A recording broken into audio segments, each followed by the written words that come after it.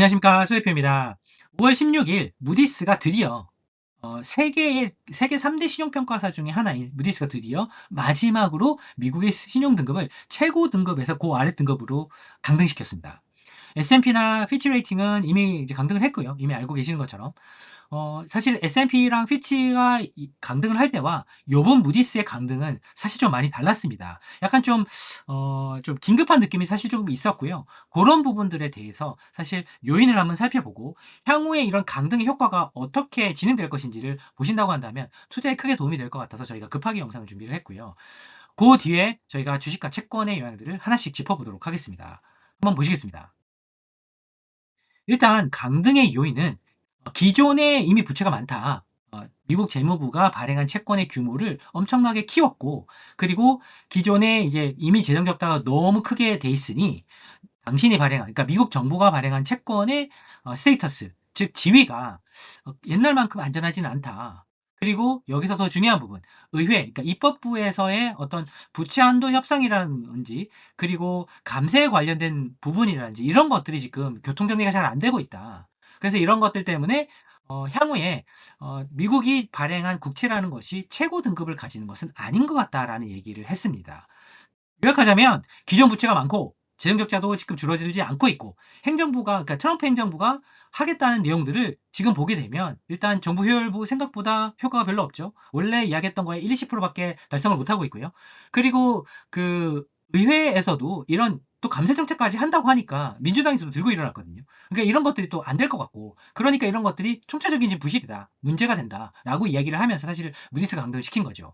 그럼 그 이후에 영향이 어떻게 가느냐? 그럼 이렇게 강등을 하고 나면 일단 트럼프 행정부는 기존에 가진 거 있던 것들보다 좀 복잡해질 겁니다. 계획들이. 왜냐하면 시험등급이 한 번 더 강등이 돼버렸기 때문에 어쨌든 조금 금리가 올라갈 수 있는 부분에 대해서 또 생각을 해봐야 되고요. 금리가 올라간다는 것은 그만큼 이제 채권에 대한 이제 이자 비용이 더 늘어난다는 것을 의미하거든요. 그러니까 기존에 세워놨던 계획에 비해서 조금 더 문제가 생긴 그런 상황이 펼쳐질 것이다라는 것을 저희가 확인할 수 있고요. 그리고 첫 번째로는 일단 글로벌 시장에 관세 때문에 파급 효과가 있었거든요. 근데 신용 등급 때문에도 또 파급 효과가 또 생길 겁니다. 왜냐하면 관세는 실제 물동량에 관련된 부분은 실물 경제, 그런데 신용 등급이라는 건 금융 시장에 관련된 문제거든요. 그러니까 이 두 가지 문제가 글로벌 시장의 파급 효과를 더 크게 배가시킬 것이다라는 부분들이 저희가 예상되는 부분이고요.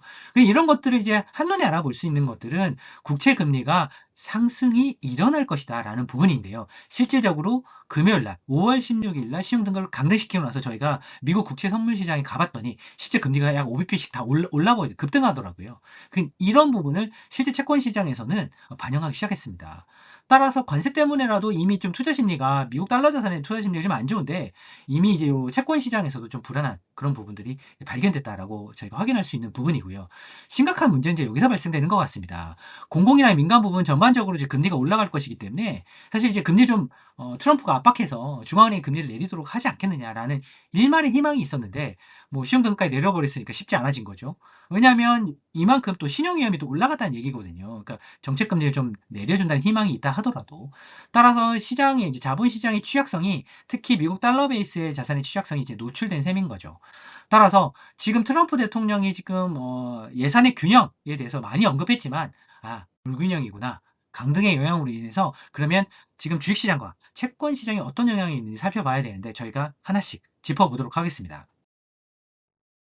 일단 주식시장 옛날에 S&P 500이 S&P가 강등했을 때와 피치가 강등했을 때 이 두 가지를 보시면 2021년에 S&P 시형평가가 강등했을 때는 이제 처음에 보면 이제 주가 지수가 살짝 이제 빠졌어요. 이제 리만 사태가 터지고 나서 중앙은행이 돈을 풀어서 그 양적 완화를 통해서 주식시장이 이 유동성으로 버텼거든요. 그러다 보니까 한 달만 지나고 났더니 강등하고 나서 오히려 주가가 막 오르기 시작합니다. 즉 중앙은행의 힘을 시장에서 믿었던 거죠. 그러니까 양적 완화가 공격적으로 중앙은행에서 돈을 무제한 풀어버리다 보니까 이게 진짜로 주식 가격을 밀어서 올려주는구나라는 것들을 사람들이 경험을 했습니다.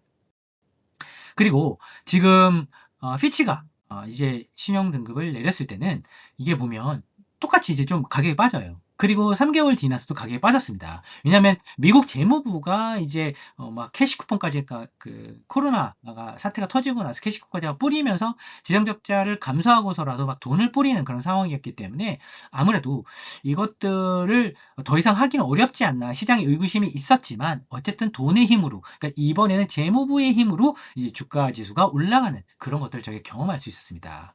그런데 문제는 지금 그때와 지금이 다르다고 이제 무디스가 얘기를 했거든요. 왜냐하면 지금 연방 부채 부담이 2024년 연말 기준으로는 약 100%, 그 98% GDP에 이었는데 2035년 정도 되면 한 10년 내로 134%가 되게 되면 여기다가 옛날보다 큰 규모의 부채에다가 금리까지 옛날에는 거의 뭐 한 1%에서 2% 정도 왔다 갔다 했었는데 지금 거의 4.5, 뭐 2배가 넘는 정도 수준의 금리거든요. 그러니까 이런 부분들이 지금 감당하기 어려울 것이다. 따라서 지금 중앙은행이 돈을 풀기도 어렵고 재무부가 이런 것들을 캐시 쿠폰을 나눠주고 하면서 했던 부분이 오히려 지금 부메랑이 돼서 돌아오고 있다. 그래서 지금 상당히 옛날처럼 그러니까 피치나 S&P가 신용등급을 내렸을 때처럼 되게 이렇게 좀 긍정적으로 생각하기는 어려운 부분이 있다. 그러면 제일 명확한 거는 채권 시장에 나타날 거거든요. 그러니까 채권 시장을 한번 보시겠습니다. 근데 채권 시장에 이제 S&P가 신용등급이 2011년에 중앙은행이 돈을 풀어서 이제 했을 때 같은 경우는 보면 금리가 이제 떨어지기 시작했어요. 보시면. 그러니까 중앙은행이 무제한 양적관을 하겠다고 하니까 이제 금리를 이제 하향 안정을 시킨 거죠. 그러니까 아무래도 이제 금리를 거의 제로 금리 0에서 0.25를 가지고 있었거든요. 그러다 보니까 점진적으로 금리가 오히려 쭉 떨어지면서 채권 가격이 올라가는 그런 이제 경험들을 저희가 하게 됐고요. 그리고 그 다음에 피치가 이제 등급을 내렸을 때는 처음에 이제 의심을 했습니다. 이게 재정 정책을 통해서 돈을 많이 풀다 보니까 이런 것들이 정부 돈 풀기에 어떤 후폭풍이 오지 않겠느냐라고 생각을 해서 오히려 신용 등급을 강등하고 나서 신용위험에 해당되는 부분만큼 금리가 상승을 하기 시작했습니다. 그런데 이때 또 금리가 또 무서웠던 게 뭐냐면요. 지금만큼 보다 오히려 더 높았던 5%대였습니다. 2023년에 보면. 그러면 이때는 보면 이제 이러다가 이제 좀 진정되겠구나. 그래도 미국 달러 자산이 제일 안전하지 않냐.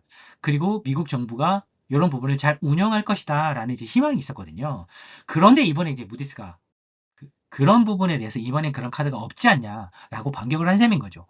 그러면 지금 실질적으로 어떤 일이 발생했냐면 5월 16일 날 장 끝나고 나서 딱 봤더니 미국 시장을 봤더니 한 5bp 정도 다 올라버렸는데요. 이게 단기금리도 올랐고요. 장기금리도 올랐습니다. 보통 이렇게 망가지게 되면 단기금리는 급등한다 하더라도 이게 장기금리가 사실 이렇게 하락할 수 있거든요. 왜냐하면 단기적으로는 좀 문제가 있겠지만 장기적으로 봤을 때는 교통정리 되지 않겠느냐. 그리고 이 높은 금리를 내가 계속 누려야 되겠다라고 생각하는 투자자들이 생기기 때문에 장기금리는 좀 떨어질 가능성도 있을 법한데 오히려 단기금리와 장기금리가 동반 상승하는 모습을 보였습니다. 따라서 지금은 미국 금리 자체가 큰 등락폭을 보이고 있고요. 그런데 여기서 이제 생각해야 돼야 되는 부분은 장기물이 4.5, 10년물 기준으로 그리고 30년물 기준 4.9 그러니까 금리가 상당히 높은 구간에 기회가 계속 이제 좀 올랐다가 큰 폭으로 올랐다가 또 큰 폭으로 떨어지고 그러니까 이게 상당히 높은 고금리의 기회가 지속으로 발생하고 있기 때문에 금리가 좀 많이 올랐다 싶으면 또 이제 사자가 막 들어오고요. 금리가 좀 단계 좀 떨어졌다 싶으면 또 팔자가 나오고 있습니다. 따라서 개인 투자자 입장에서나 사실은 이제 미국의 기관 투자가 아니고서는 사실 이게 좀 채권 트레이딩하기 되게 어렵거든요. 그래서 절대 금리에만 조금 포커스를 하시는 게 좋을 것 같고요. 그리고 만약에 이 5%를 뚫고 올라가 버린다라고 하게 되면 사실 주가가 폭락할 가능성도 사실 다분합니다. 실제로 그런 얘기가 많이 나오고 있거든요. 그렇게 된다고 하게 되면 경기가 망가지는 부분 때문에 오히려 채권 쪽으로 돈이 쏠려서 채권 가격은 오히려 상승할 수 있는 시장의 금리가 장기채 쪽으로 왕창 쏠려서 채권 가격으로 상승할 수 있는 또 가능성도 동시에 존재할 수 있거든요. 따라서 쉽게 금리 하락을 생각하고 채권에 베팅하시는 것보다는 워렌 버핏처럼 이 시스템 리스크를 그러니까 시스템 위험, 그러니까 미국 경제 시스템이라는 위험을 좀 파악을 하고 그런 것들을 회피하고자 하는 전략으로 절대 금리가 높은 수준의 채권들 특히 신용 위험이 없는 채권들 있지 않습니까? 하이드 채권 이런 거 말고요. 그런 부분들에 대해서 일단 채권 투자를 하는 게 유리할 것 같고요. 다만 이런 부분들 때문에 이제 달러 가치가 하락할 수 있지 않습니까? 아무래도 신용 등급 강등도 됐으니까요. 그래서 이제 원달러 환율을 어느 정도 좀 고정시켜 놓는 그런 부분도 필요할 것 같습니다. 따라서 당분간은 해지 기능을 잘 사용하시면서 미국의 고금리를 활용하시는 것들이 일단 신용 등급이 이렇게 강등됐을 때 쓸 수 있는 방법 중에서 가장 직관적이면서 좋은 효율적인 방법이 될 것 같습니다. 그리고 오늘 말씀드린 이런 강등에 관련된 세부적인 또 아이디어가 또 생길 수 있기 때문에 그런 부분들은 저희가 발견하는 대로 영상을 만들어서 공유드리도록 하겠습니다. 감사합니다. 수고하셨습니다.